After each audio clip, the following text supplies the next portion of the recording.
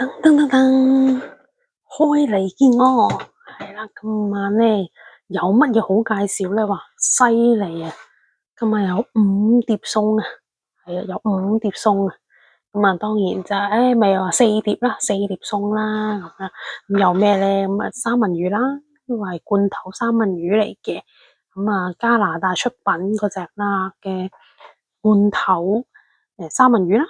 咁啊，有呢個鹽焗雞髀嘅雞腿仔啦，咁都唔雞腿仔啊，都有成係啦，有成都有都塞超過一個掌心喎，去到手指尾啦嚇，去到咁長啦，起碼都有6寸啊。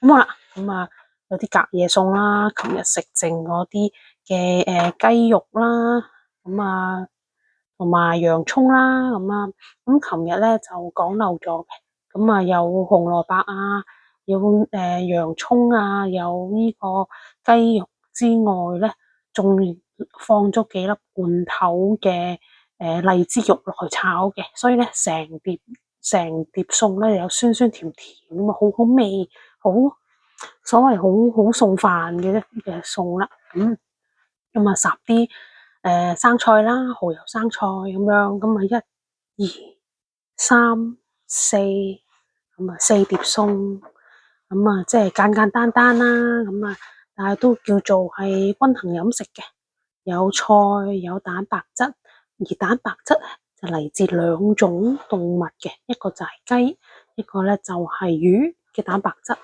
咁啊菜啦，生菜同埋洋葱啦，咁樣咁啊非常之都算係叫 balance diet 啦。冇啦，冇講咁多啦。咁啊叮翻熱佢就食得噶啦。好，冇講咁多，吔啦。